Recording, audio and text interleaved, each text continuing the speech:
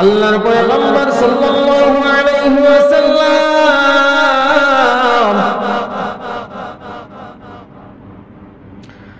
এইভাবে সাহাবীদেরকে ডাক দিয়ে বলেন, ও সাহাবীরা যাও, তোমরা আমাকে কেউ কিছু প্রশ্ন করো, জিজ্ঞাসা করো, কোনো প্রশ্ন থাকলে করতে পারো। সাহাবীরা সংকোচ বোধ করলেন, লজ্জা বোধ করলেন, কিছু প্রশ্ন করতে পারছেন না, চাইছেন না। এমন সময় তাদের মধ্যে একজন যুবকের আবির্ভাব, এসে বসে হাঁটু গেড়ে নামাজের সুন্নতে পয়গম্বর সাল্লাল্লাহু আলাইহি ওয়াসাল্লামের কাছাকাছি বসে জিজ্ঞাসা করলেন, ও আল্লাহর পয়গম্বর, আমার কিছু প্রশ্ন আছে, আমি জিজ্ঞাসা করতে চাই। পয়গম্বর বললেন, ঠিক আছে, তোমার প্রশ্ন তুমি করো, কি জানতে চাও? ওই যুবক জানতে চাইলেন সর্বপ্রথম ইসলাম কি। এইভাবে পয়গম্বর সাল্লাল্লাহু আলাইহি ওয়াসাল্লাম বললেন, ইসলাম হলো তুমি আল্লাহর সাথে কাউকে শরীক করবে না, আল্লাহর সাথে কাউকে শরীক করবে না, আল্লাহর সাথে কাউকে শরীক করবে না, একমাত্র আল্লাহ তাআলার ইবাদত করবে। ইবাদতে কোনো শিরক থাকবে না, শিরক মুক্ত ইবাদত। তুমি ইবাদত করবে আল্লাহর, আর কারো কোনো ইবাদত করতে পারবে না, কোনো শিরক করতে পারবে না। শিরকবিহীন একমাত্র আল্লাহ তাআলার ইবাদত করবে এবং যাকাত প্রদান করবে, সালাত আদায় করবে এবং সিয়াম রমাদান মাসে রোজা পালন করবে। এই হলো ইসলাম। পয়গম্বর সাল্লাল্লাহু আলাইহি ওয়াসাল্লাম বলে দিলেন, সর্বপ্রথম বলেন চারটি কথা বলেছেন। এক নম্বরে শিরক মুক্ত ইবাদত। ইবাদতগুলো কি সেইটা পয়গম্বর সাল্লাল্লাহু আলাইহি ওয়াসাল্লাম বলে দিলেন। প্রথম হলো তুমি সালাত আদায় করবে, ফরজ সালাত আদায় করো। এরপর বললেন ফরজ যাকাত আদায় করো। এরপর বললেন রমজান মাসের ফরজ রোজা আদায় করো। এইগুলো হলো ইসলাম। আল্লাহর পয়গম্বর সাল্লাল্লাহু আলাইহি ওয়াসাল্লাম প্রথম কথা বললেন শিরক মুক্ত ইবাদত। আল্লাহ বলে দিলেন, হে ঈমানদারগণ, তোমরা আল্লাহকে ভয় করো, হাক্কা তুকাতিহি ওয়া লা তামুতুন্না ইল্লা ওয়া আনতুম মুসলিমুন। হাক্কা তুকাতিহি, ভয় যেইভাবে করা প্রয়োজন, যেইভাবে তোমরা আল্লাহকে ভয় করলে আমি আল্লাহ তোমাদের উপর রাজি এবং সন্তুষ্ট থাকবো, খুশি থাকবো, ওই রকম ভয় করো যেইভাবে ভয় করা প্রয়োজন। আল্লাহ তাআলা ভয় করতে বলেছেন যেখানে মানুষ আল্লাহর হুকুম অমান্য করে, যেখানে মানুষ অপরাধ করে, জেনা ব্যভিচার করে, চুরি ডাকাতি করে, জুলুম করে, খুন করে, অর্থাৎ যেখানে অপরাধ করবে, আল্লাহ তাআলা বলেছেন যখন তুমি অপরাধ করবে, অপরাধ করার সময় আমি আল্লাহকে ভয় করো। আমি আল্লাহ ব্যতীত আর কারো উপাসনা করতে, আর কারো প্রশংসা করতে, আর কারো ইবাদত করতে তুমি ভয় করবে। এটা হলো হাক্কা তুকাতিহি, ভয়ের মতো ভয়। আল্লাহ ব্যতীত আর কাউকেই তোমরা ভয় করবে না। আল্লাহর ভয় কি আমরা একটি ছোট্ট উদাহরণের মাধ্যমে জানি। আল্লাহর ভয়, আল্লাহর ভয় কেমন হয়? আমরা রাসূলুল্লাহ সাল্লাল্লাহু আলাইহি ওয়াসাল্লামের সাহাবীদের জিন্দেগির দিকে তাকাইলে, অনেক আল্লাহ ওয়ালাদের দিকে জিন্দেগির দিকে তাকাইলে দেখি তারা কেমন ভাবে আল্লাহকে ভয় করতেন। আল্লাহর ভয় করার মাধ্যমে, সঠিক ভয় করার মাধ্যমেই আমরা ইসলাম পেয়ে যাব, আল্লাহ তাআলার সন্তুষ্টি অর্জন করতে পারব। আল্লাহর ভয় তারা কেমন করে করতেন? খলিফাতুল মুসলিমিন হযরত ওমর রাদিয়াল্লাহু তাআলা আনহু রাত্রি বেলা এই রাস্তা দিয়ে হাঁটছে, এক বাড়ির পাশের রাস্তা দিয়ে হাঁটতেছিলেন। এমন সময় একটা বাড়ির ভেতর থেকে দুইজন মহিলার কথোপকথনের আওয়াজ শুনতে পাইলেন। একজন মা একজন মেয়ে, তারা দুইজন একজনকে কথা বলাবলি করতেছে। এই কথা শুনে খলিফাতুল মুসলিমিন তিনি সবসময় বিভিন্ন জায়গায় রাষ্ট্র পরিচালনা করতে যাইয়া বিভিন্ন এলাকায় বাড়ির পাশে যাইয়া রাত্রি বেলা গোপনে দাঁড়িয়ে থাকতেন, গোপনে চেক করতেন কারো কোনো সমস্যা আছে কিনা, কেউ কোনো সমস্যায় পড়ে আছে কিনা, কোনো বিপদে পড়ে আছে কিনা। এইভাবে তিনি মানুষদের ভালো মন্দ খোঁজ খবর নেওয়ার জন্য বিভিন্ন রাস্তায় বিভিন্ন বাড়িতে হাঁটা চলা করতেন, বিভিন্ন এলাকায় যাইতেন। রাত্রি যখন গভীর, খলিফাতুল মুসলিমিন হযরত ওমর রাদিয়াল্লাহু তাআলা আনহু বাড়ির পাশ দিয়ে হাঁটছে, দুইজন মহিলার আওয়াজ তিনি যাইয়া বাড়ির যেই দেয়াল, ওই দেয়ালের সাথে কান লাগাইয়া শুনতে চাইলেন। ভাবলেন নিশ্চয়ই তাদের মধ্যে কোনো সমস্যা না হয়। রাত্রি যখন গভীর, সমস্ত সৃষ্টি যখন ঘুমিয়ে আছে, তাদের ঘর থেকে কেন কথার আওয়াজ বের হচ্ছে? এই জন্য তিনি কান লাগাইয়া তাদের কথা শোনার চেষ্টা করলেন। নিশ্চয়ই কোনো বিপদ দেখলেন না, তারা বিপদের কোনো কথা বলছে না। এক মা তার সন্তানকে বলছে, সকালবেলায় দুধ দহন করেছি, সেই দুধ দহন করে যেইটুকু দুধ পাওয়া যায় সেই দুধটুকু তুমি সকালবেলায় হাটে নিয়ে বিক্রি করবা। এই বিক্রি করা টাকা দিয়ে আমাদের সংসার চলছে না, অভাব যাচ্ছে না, আমাদের চাহিদা পূরণ হচ্ছে না। এই দুধের সাথে একটু পানি মিক্স করে নাও, তাহলে হয়তো একটু বেশি হবে আর একটু বেশি টাকা পয়সা আসবে। তাহলে আমাদের যেই চাহিদা, সেই চাহিদাগুলো আমরা সহজে মিটিয়ে ফেলতে পারবো, আমাদের যা প্রয়োজন তা মিটাতে পারবো। মা তার মেয়েকে শিখাচ্ছে, বলছে দুধে একটু পানি দিবা, মেয়ে বলছে দুধে পানি দেওয়া হযরত ওমর রাদিয়াল্লাহু তাআলা আনহুর নিষেধ, খলিফাতুল মুসলিমিনের নিষেধ।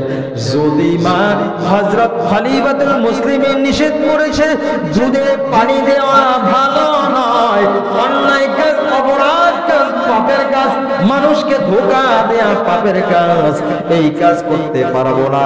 মা মেয়েকে বোঝাচ্ছে, তুমি খলিফাতুল মুসলিমিনের কথা বলছো, খলিফাতুল মুসলিমিন কি তোমার বাজারে ঘরের পাশে এসে বসে থাকবে যে তুমি দুধে পানি মিশিয়েছো আর সে নিজে এসে চেক করবে? তোমার উমর কি বসে আছে তুমি পানি মিশাইলে ওমর দেখবে না? আর আমরা যেই হাটে দুধগুলো বিক্রি করি, ওই হাটে অনেক দুধ বিক্রেতাই দুধে পানি মিক্স করে নিয়ে আসে। দুধে পানি মিক্স করার, পানি মিশানোর অভ্যাস আমাদের দেশে আছে নেই? হ্যাঁ আছে, মাশাআল্লাহ। আমরা সব দিকে নাই বলতে বাংলাদেশে কিছু নাই। হ্যাঁ, বাংলাদেশে নাই বলতে কিচ্ছু নাই, সব আছে আলহামদুলিল্লাহ। তো আমাদের দুধে পানি মিশানো কি ছিল? নিষেধ। খলিফাতুল মুসলিমিন হযরত ওমর রাদিয়াল্লাহু তাআলা আনহুর আমলে এমন কিছু আইন ছিল খুব কঠিন, অমান্য করলে মৃত্যুদণ্ড পর্যন্ত সাজা, খুব কঠিন সাজা দেওয়া হতো। ওই মা বললেন, খলিফাতুল মুসলিমিন তো দেখবে না, জানতে পারবে না। হাটে অনেকেই তো দুধ নেয়, অনেকেই তো দুধ মিক্স করে নেয়। তুমি মিক্স করলে তোমার কি অপরাধ হয়ে যাবে? 10 জনে যাহা করে আমরা তাহা করলে দোষ কি? এই কথাটাও আমাদের মধ্যে প্রচলন আছে। 10 জনে যা করে আমরাও তাহা করব, এই কথা আমাদের মধ্যেও আছে। 10 জন যদি অপরাধী হয় 10 জন যদি জাহান্নামে যায় আমিও জাহান্নামে যাব, নাউযুবিল্লাহি মিন যালিক। এই কথা বলা যাবে না, কারণ 10 জন জাহান্নামে যায়, আমার ভেতরে যদি আল্লাহ তাআলা সহি বুঝদান করেন, সহি হিদায়াত দান করেন, আমি সহি পথে চলবো। 10 জন আমার প্রয়োজন নাই, ঠিক না ভাই? 10 জন প্রয়োজন নাকি আল্লাহ খুশি সেই রাস্তা প্রয়োজন? আল্লাহর যেটা প্রয়োজন, খুশির জন্য যাহা প্রয়োজন সেটা প্রয়োজন। 10 জন অন্যায় করলে আমি 10 জনের সাথে, 10 জন যদি ঘুষ খায় আমি ঘুষ না খাইলে তো চলা যায় না, আছে নি? হওয়া যাবে না। 10 জন চুরি করবে, চুরিতে সমর্থন করে, আমি না করলে কিভাবে? 10 জন বেনামাজি, আমিও বেনামাজি হতে হবে না। 10 জন যদি এই এক অপরাধ কাজ করে, আপনি একা ন্যায়ের কাজ করেন, নেক কাজ করেন, করে ওই 10 জনকে আঙ্গুল দিয়ে, 10 জনের চোখে আঙ্গুল দিয়ে দেখিয়ে দেন এটা সঠিক এবং সহি পথ, ঠিক না বেটি? 10 জন অন্যায় করবে, আপনি আঙ্গুল দিয়ে দেখিয়ে দেবেন। 10 জন যদি অন্যায় করে আমি অন্যায় করব না।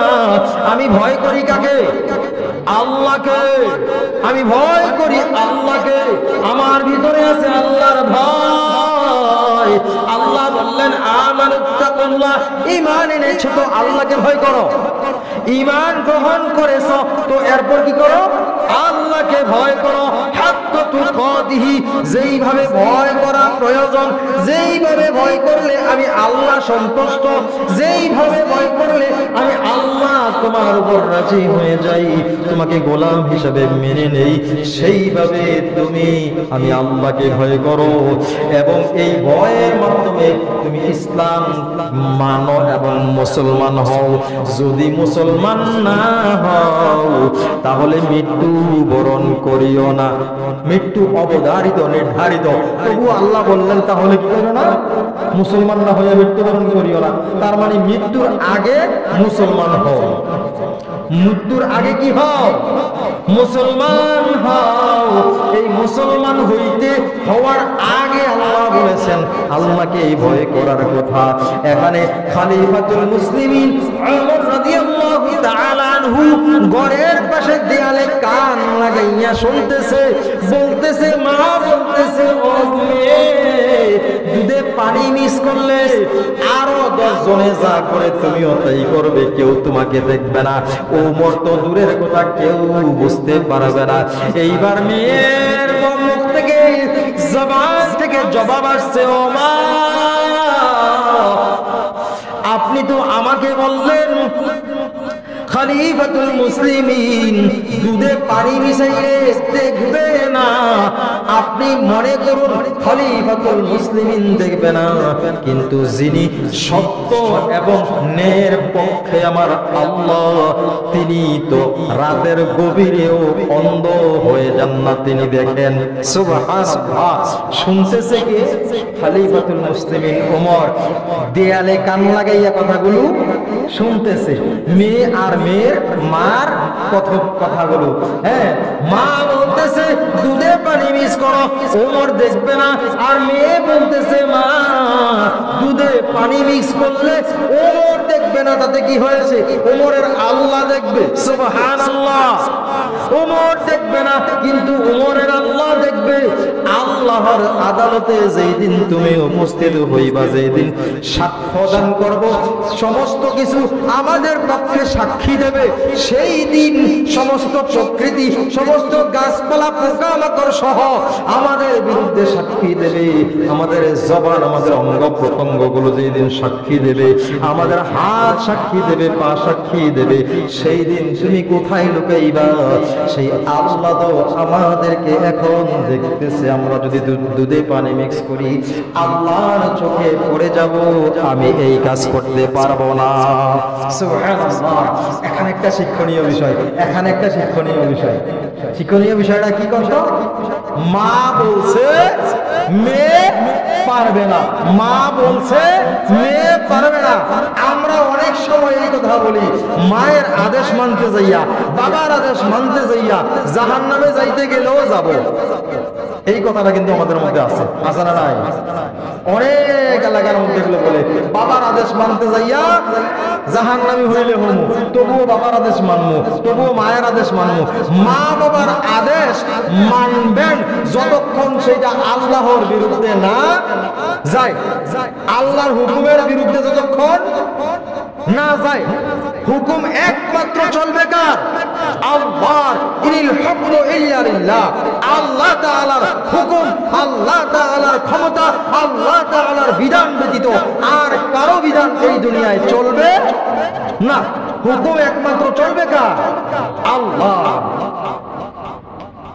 মেয়ে বলছে, মা বলছে কাজ করো, অপরাধ, মেয়ে বলছে পারবো না।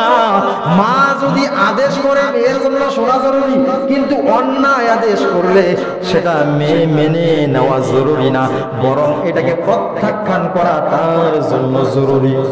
এটাকে না মানা জরুরি, না মানা জরুরি, কারণ এটা অন্যায়। এটা কি অন্যায়? মা যদি বলে চুরি করো, বাবাই যদি বলে চুরি করো, আর বাবাই যদি বলে অন্যায় করো, জেনা করো, সাদাবাজি করো, ডাকাতি করো, আরেকজনকে অন্যায়ভাবে হত্যা করো, বাবা বললে ছেলে তার প্রতিবাদ করবে না, না এটা অন্যায় কাজ, আমার আল্লাহ অসন্তুষ্ট, এইটা রাসূলের আদর্শ নয়, এইভাবে প্রতিবাদ করবে। এই ছেলের জন্য এই বাবার আদেশ অমান্য করাই নেক। অমান্য করাই কি নেক কাজ, কারণ এটা আল্লাহর হুকুমের পক্ষে যায়। এই অন্যায় না করা, এই প্রতিবাদ করাটা কার পক্ষে যায়? আল্লাহর হুকুমের পক্ষে যায়। এই জন্য খলিফাতুল মুসলিমিন শুনতে পাইলেন মেয়ে বলছে আমি পারবো না, আমার মা তুমি হও, কিন্তু অন্যায় হুকুম আমি মানতে পারবো না। আমরা ছিলাম পয়গম্বর সাল্লাল্লাহু আলাইহি ওয়াসাল্লাম আল্লাহর ভয় বলেছিলেন কি? আল্লাহকে, আল্লাহর হুকুম মানো, আল্লাহকে ভয় করো, আল্লাহর ইবাদত করো, শিরক মুক্ত ইবাদত। আমি প্রশ্নে ছিলাম একটা, পয়গম্বর সাল্লাল্লাহু আলাইহি ওয়াসাল্লামকে একজন যুবক এসে প্রশ্ন করেছিলেন চারটি, বলেছিলেন যে ইসলাম কি? রাসূল বলেছেন ইসলাম হলো শিরক মুক্ত ইবাদত করা, একমাত্র আল্লাহর বিধান মেনে নেয়া, আল্লাহ ছাড়া আর কারো ইবাদত করা না। আল্লাহ ছাড়া আমরা যখন দেখি, এখন আমাদের এমন অবস্থা হয়েছে, কারো স্ত্রীর গর্ভে সন্তান নাই, সন্তান নাই, মান্নত করেছি অমুক জায়গায় একটা খাসি দেব, একটা মহিষ দেব, একটা গরু দেব, আমাকে যদি সন্তান দেয়। আমাদের ঢাকা শহরে গুলিস্তান গেলে একটু আমি একবার দেখেছিলাম, একজন মহিলা চিৎকার করছে, বাস্তব আমি নিজে দেখেছি, বাস্তব উনি চিৎকার করছে। আর এখানে একটা মাজার আছে, এই মাজারের যে চৌকাট নাকি কয়, দেয়ালের দরজার গেটে, এখানে তিনি মাথা ঠুকতেছে, ঠুকতে ঠুকতে কপাল দিয়ে রক্ত বের হচ্ছে, আর বলছে আমাকে এটা দাও, এটা দাও, এভাবে বলছে। নাউজুবিল্লাহ। কি বলছে? আমাকে এটা দাও, এটা দাও। দেয়ার মালিক কে? একমাত্র আল্লাহ। সূরা লোকমান 34 নম্বর আয়াতে আল্লাহ তাআলা বলেছেন পেটের ভিতর সন্তান দেবে কে? আল্লাহ। মেয়ে দেবে, ছেলে দেবে, আল্লাহর খুশি। পৃথিবীর কেউ জানতে পারে না পেটের ভিতরে কি সন্তান হবে, সন্তান হবে কি হবে না জানেন কে? আল্লাহ। আর কি সন্তান হবে সেটাও জানেন আল্লাহ। এই সন্তান ভূমিষ্ঠ হওয়ার পর মানুষ দুনিয়াতে এসে আগামীকাল কি রিজিক অন্বেষণ করবে, কি খাবে সেটাও কেউ জানে না, এটা জানেন একমাত্র আল্লাহ। আর মানুষ কখন মৃত্যুবরণ করবে সেটা জানেন একমাত্র আল্লাহ। আমি বলতেছিলাম ওই যুবক যখন প্রশ্ন করলেন ইসলাম কি, ইসলাম কি, সেইটা রাসূল সাল্লাল্লাহু আলাইহি ওয়াসাল্লাম যুবককে বোঝাচ্ছেন ইসলাম হলো শিরক মুক্ত ইবাদত। আমরা যখন আল্লাহর কাছে না চেয়ে অন্যের কাছে চাই, এইটা হবে শিরক। এটা কি হবে? শিরক। সেটা শিরক মুক্ত নয়। শিরক মুক্ত হবে একমাত্র দিতে পারে, একমাত্র করতে পারে, একমাত্র সব কিছুর ক্ষমতা, সব কিছুর শক্তি একমাত্র আল্লাহ ব্যতীত আর কারো কাছে নাই। এইটার নাম শিরক মুক্ত। এটার নাম কি? শিরক মুক্ত। আল্লাহর শক্তির কাছে আর কারো শক্তিকে সমমান করা যাবে না। এইরকম শক্তি আরো কারো আছে এটা চিন্তাই করা যাবে না। সমস্ত ক্ষমতার মালিককে, জোরে, সমস্ত ক্ষমতার মালিককে আল্লাহ। আরেকবার বলি, আল্লাহ বলতে তো কষ্ট নাই, সমস্ত ক্ষমতার মালিককে আল্লাহ। সমস্ত ক্ষমতার মালিক যেহেতু এখন আল্লাহ, এখন বর্তমানে আমরা যারা ক্ষমতায় আসতে চাই তারা কি আল্লাহর পক্ষে না বিপক্ষে? এখন হুজুরের রাজনীতির যাবো গা, আমি কইছি ক্ষমতার মালিককে আল্লাহ, রাজনীতির যাচ্ছি না, আমি ক্ষমতা বুঝাচ্ছি আপনাকে। এখানে এই প্রশ্ন আজকের আলোচনার বিষয় ইতেকাদ। আমি বললাম কি ইতেকাদ? আল্লাহর প্রতি দৃঢ় বিশ্বাস, শক্ত বিশ্বাস। এই শক্ত বিশ্বাস করতে গেলে এখন ক্ষমতায় যাদেরকে বসাবো তিনি থাকবেন আল্লাহর খাস ওলি। তিনি থাকবে কি? আল্লাহর খাস ওলি। আর যিনি চাঁদাবাজের লিডার, যিনি সন্ত্রাসীর লিডার, খুনির লিডার, রেপিস্টের লিডার, রেপ করার পরে যিনি আদালতে তার পক্ষে সাক্ষী দিয়া টাকা পয়সা দিয়া আদালত কিনে চলে আনে, তারে আমরা নেতা বানাবো না। এই হলো আল্লাহর পক্ষে। তাহলে বুঝবো আপনি বিশ্বাস করেন সমস্ত ক্ষমতার মালিক আল্লাহ। শিরিক মুক্ত থাকতে হলে সমস্ত ক্ষমতার মালিক বলতে হবে কাকে? আল্লাহকে, একমাত্র আল্লাহকে। রাসূল বুঝাইলেন যুবককে সমস্ত ক্ষমতার মালিক আল্লাহ, আল্লাহর সাথে কাউকে শরীক করা যাবে না, শিরিক মুক্ত ইবাদত করতে হবে। প্রথম প্রশ্ন। প্রথম জবাব, দ্বিতীয় জবাব ছিল ফরজ সালাত আদায় করবে। তৃতীয় উত্তর ছিল সিয়াম পালন করবে, রোজা। তারপর চতুর্থ উত্তর ছিল তুমি যাকাত দেবে, ফরজ যাকাত আদায় করবে। রাসূলুল্লাহ সাল্লাল্লাহু আলাইহি ওয়াসাল্লামকে ইসলাম কি জিজ্ঞাসা করলে তিনি এই জবাব দিয়েছেন, ইসলাম হলো এইটার নাম। সুবহানাল্লাহ। যুবককে প্রশ্নের জবাব দিচ্ছে পয়গম্বর।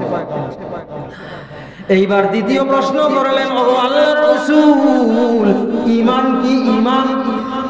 দ্বিতীয় প্রশ্ন ঈমান জিজ্ঞাসা করলেন, ও পয়গম্বর আমাকে বলুন ঈমান কি? রাসূল বললেন ঈমান হলো আমানতু বিল্লাহ, আল্লাহর উপর বিশ্বাস স্থাপন করবে, ও মালাইকা ফেরেশতাদের উপর বিশ্বাস স্থাপন করবে, ও কুতুবিহি কিতাবের উপর বিশ্বাস স্থাপন করবে, ও রুসুলিহি রাসূলের উপর ঈমান বিশ্বাস স্থাপন করবে, ওয়াল ইয়াউমিল আখির আখিরাতের উপর বিশ্বাস স্থাপন করবে, ওয়াল কদরি খাইরিহি ওয়া শাররিহি মিনাল্লাহি তাআলা ওয়াল বা'সি বা'দাল মাউত। এখন বলা হয়েছে ভালো মন্দ যাহা কিছু আছে সব কিছু আল্লাহর তরফ থেকে। এই হাদিসে লাস্টে মৌতের কথাটা আসেনি, বাকি 6টা কথা এসেছে। তাকদীরকে বিশ্বাস করবে। হাদিস মুসলিম শরীফের 5 নম্বর হাদিস, লাস্টে দিয়ে আসছে যে এই 6টা বিষয় আসছে। রাসূলকে যখন জিজ্ঞাসা করা হলো, ইয়া রাসূলুল্লাহ, আল্লাহর পয়গম্বর ঈমান কি? তখন তিনি এটা বললেন ইসলাম। প্রথম প্রশ্ন বললেন, তারপর দ্বিতীয় নম্বরে প্রশ্ন করলেন ঈমান কি? তিনি বললেন আল্লাহকে বিশ্বাস করবে, এটা হলো ঈমান। আর আল্লাহর ফেরেশতাদেরকে বিশ্বাস করবে, এটা হলো ফেরেশতা আছে এটা বিশ্বাস করবে, ফেরেশতা আছে এটাকে বিশ্বাস করবে, এটার নাম ঈমান। ও কুতুবিহি কিতাব আসছে, আল্লাহর কিতাব। আমাদের মধ্যে কোন কিতাব আছে? কোরআন। কোরআন যে আল্লাহর বিধান সেইটাকে বিশ্বাস করবে, সেটার নাম ঈমান। এখন একদল কোরআন বিরোধী আলোচনা করে আছে না নাই? কয় এই কোরআন মানি না, নাউজুবিল্লাহ। ঈমান কি? এই বিষয় কোরআনকে বিশ্বাস না করলে ঈমান নাই। তাহলে যাই বলে এই কোরআন মানি না, শরীয়তের মোল্লার কোরআন, তাহলে তারা কি ঈমান নাই? মানতে হবে কোরআন। আপনি যাই করেন, যেটাই করেন, কোরআন মানতে হবে। এখন আমি বললাম কয়টা বিষয়? 6টা। আমানতু বিল্লাহ, আল্লাহর উপর বিশ্বাস, ও মালাইকা ফেরেশতাদের উপর বিশ্বাস, ও কুতুবিহি কোরআনের উপর বিশ্বাস। আরো কিতাব ছিল, ওগুলোও বিশ্বাস করতে হবে, কিন্তু আমরা মানতে হবে কোরআন। মানতে হবে কি? কোরআন। ও রুসুলিহি রাসূলদেরকে বিশ্বাস করতে হবে। আমরা মানব মুহাম্মদুর রাসূলুল্লাহ সাল্লাল্লাহু আলাইহি ওয়াসাল্লামের শরীয়ত। সমস্ত রাসূলদেরকে বিশ্বাস করতে হবে, তারা ছিল, আল্লাহ পাঠিয়েছেন, কিন্তু আমরা মানব মুহাম্মদের শরীয়ত। কার শরীয়ত? মুহাম্মদুর রাসূলুল্লাহর শরীয়ত। ও রুসুলিহি ওয়াল ইয়াউমিল আখির, আখিরাতকে বিশ্বাস করতে হবে, বিচার দিবসকে বিশ্বাস করতে হবে, মালিক ইয়াউমিদ্দিন, যেই মালিক ইয়াউমিদ্দিন, যেই বিচার দিবসের কথা আল্লাহ তাআলা বলেছেন, সেই বিচার দিবসকে বিশ্বাস করতে হবে যে একদিন আল্লাহ তাআলার বিচারের মুখোমুখি আমাদেরকে দাঁড় করাবে, আমরা দাঁড়াবো, আমাদের হাসর হবে, আমাদের সব কিছু এই দুনিয়ার সমস্ত কর্মের হিসাব ওখানে হবে, ফলাফল দেওয়া হবে, রেজাল্ট দেওয়া হবে, ওজন করা হবে, মাপা হবে, আমাদের আমল যাচাই বাছাই করা হবে। এই কথা বিশ্বাস করতে হবে। আর ভালো মন্দ যাহা কিছু আসে আল্লাহর তরফ থেকে আসে, এটার নাম তাকদীর, ভাগ্য, এটাকেও বিশ্বাস করতে হবে। পয়গম্বর সাল্লাল্লাহু আলাইহি ওয়াসাল্লামকে বললেন, ওগো আল্লাহর পয়গম্বর, বুঝতে পারলাম ইসলাম কি, বুঝতে পারলাম ঈমান কি, এবার বলুন ইহসান কি। 3 নম্বর প্রশ্ন, এবার বলেন ইহসান কি। যখন জিজ্ঞাসা করলেন ইহসান কি, পয়গম্বর সাল্লাল্লাহু আলাইহি ওয়াসাল্লাম ইরশাদ করেন, বয়ান করতেছে, বলেন ইহসান হলো তুমি যেখানেই থাকো আল্লাহর ভয় এমন ভাবে লালন করো যেন তুমি আল্লাহকে সরাসরি দেখতেছো। সুবহানাল্লাহ। এটা ধারণা করা, কি করা? ধারণা করা, আল্লাহকে তুমি দেখতেছো, না হয় আল্লাহ তোমাকে দেখতেছে, স্বয়ং আল্লাহ তোমাকে দেখতেছে, আর না হয় তুমি এমন মনে করো যেন আল্লাহকে তুমি দেখতেছো। যেমনি করে একজন বাদশা, একজন মনিব সামনে থাকা অবস্থায় কোনো কর্মচারী, কোনো গোলাম মনিবের সম্পদ নষ্ট করতে পারবে না। চাবুকের আঘাতের ভয় থাকে, তরবারির আঘাতের ভয় থাকে, মালিকের সামনে কর্মচারী মালিকের সম্পদ নষ্ট করতে পারবে না। হ্যাঁ, কত সুন্দর সুন্দর উদাহরণ আছে, আমি দেখেছি। আল্লাহু আকবার। এক সময় ধান খেত, ধান বাইন নেই তো, বোঝেন ভাষাটা, বোঝেন না আসলে আঞ্চলিক, বাইন নেই তো। চৈত্র মাস আসলে ওই ধান বানানোর সময় আমার বাবা কিছু কৃষক ছিলেন, কৃষি কাজ করতেন, কয়েকজন লোককে আমরা নিয়েছিলাম ওই ধান খেত নিরায়, গাছ বাঁচার জন্য হুঁশিয়ার করে দিয়েছিলেন। এটা মনে হয় সম্ভবত পানির সিজনের ধান ছিল, আমি ছোটবেলায় দেখেছি। আমি কথাটা উদাহরণ বলে দিচ্ছি। আমার বাবা বলে দিয়েছিলেন, তোমরা যে খেত নিরাইবা, বাঁচবা, ধান গাছ যেন কাটা না পড়ে। কি বলেছিলেন? ধান গাছ যেন কাটা না পড়ে। আমাকে পাঠাইছিলেন জগ দিয়ে পানি দিয়ে, যাও চৈত্র বৈশাখ মাস খুব প্রখর রৌদ্রের সময় পানি দিয়ে আসো। এই পানি দিতে গেলে দেখলাম একটা লোক কিছু ধান গাছ কেটে ফেলেছে, গাছের সাথে মাটি খুঁড়ে, কাছি দিয়ে মাটি খুঁড়ে এই ছোট ছোট ধান গাছগুলোকে মাটির নিচে পুঁতে দিচ্ছে। আমি দেখেছি। আমি দেখে ওকে কিছু বলি নাই, না বইলা দৌড়িয়া পানি দিয়া দৌড়িয়া বাড়িতে চলে আসছি। আসার পর আমার বাবাকে বলছি, বাবা অমুকে দেখছি ধান গাছ কাইটা মাটির নিচে কবর দেয়। হ্যাঁ, আপনি কার ভয় এটা বলেন তো? মালিকের ভয়। কার ভয়? আহা, সাধারণ একজন ধান ক্ষেতের মালিকের যদি এত ভয়, তামাম বিশ্ব যিনি তোমাকে দিলেন, তামাম দুনিয়ার নিয়ামত যিনি তোমাকে দিলেন, তার ভয় কি অন্তরে হয় না? একটা ধান গাছের ভয় যদি এত হয়, আহারে দুনিয়ায় তোমাকে কত নিয়ামত দিয়ে আল্লাহ তাআলা লালন পালন করতেছে, তুমি তার হক নষ্ট করতেছো, একটু কি মনে ভয় হয় না? আল্লাহ তাআলা বলেছে, ভয় করো যেইভাবে ভয় করা প্রয়োজন। আল্লাহ রাসূল বললেন 3 নম্বর প্রশ্নের জবাব, এমন ভাবে ভয় করো মনে করো তুমি মালিকের হক নষ্ট করা অবস্থায় যেন মালিক তোমার সামনে দাঁড়িয়েছে। সুবহানাল্লাহ। এমন ভয় করো, এমন ভাবে থাকো যেন মালিক সামনেই, তাহলে তো তুমি অন্যায় কাজ করতে পারো না, মালিকের হক নষ্ট করতে পারো না। 3 নম্বর ইহসান হলো এটা। যখন নামাজে দাঁড়াবে মনে করবে আল্লাহ সামনে, আমি আল্লাহর গোলামি করছি, আল্লাহ সামনে তার গোলামি করছি, তিনি সামনেই আছেন। নড়াচড়া করলে বেয়াদবি হবে। হ্যাঁ, আমরা নড়াচড়া করলে বেয়াদবি হবে। নামাজ পড়তে মসজিদে এসেছি, কত কিছু আমাদের বদামল আছে, এগুলো ছেড়ে একমাত্র আল্লাহ তাআলার দিকে দৃঢ় বিশ্বাস রাখতে হবে। এই দৃঢ় বিশ্বাসটার নাম হলো ইতিকাদ। হ্যাঁ, আমরা এইভাবে ভয় করব। 3 নম্বর প্রশ্ন ইহসান। 4 নম্বর, ওই লোকটা যুবক জিজ্ঞাসা করলেন, ওগো আল্লাহর পয়গম্বর, কিয়ামত কবে সংঘটিত হবে? সুবহানাল্লাহ। কি বললেন? কিয়ামত কবে সংঘটিত হবে? পয়গম্বর বললেন, যে প্রশ্ন করেছে যার কাছে, খুব খেয়াল, যে প্রশ্ন করেছে যার কাছে প্রশ্ন করেছে তিনি জানেন না কবে কিয়ামত। সুবহানাল্লাহ। তিনি জানে না কবে কিয়ামত। কিছু লক্ষণ দিয়েছে এইরকম, ওই যে সাধারণ মুচি মেতর, সাধারণ খেটে খাওয়া মজুর গোলাম, তারা হবে কোটিপতি হইয়া হইয়া তারা টাকার বাহাদুরি করবে, সম্পদের বাহাদুরি করবে। আরো কিছু নিদর্শন দিয়েছেন কিয়ামতের আলামতের আলোচনা, সেটা আসবে, আমি আপনাদেরকে বলে দেব, কথা দিয়ে রাখলাম, এখন সময় নাই।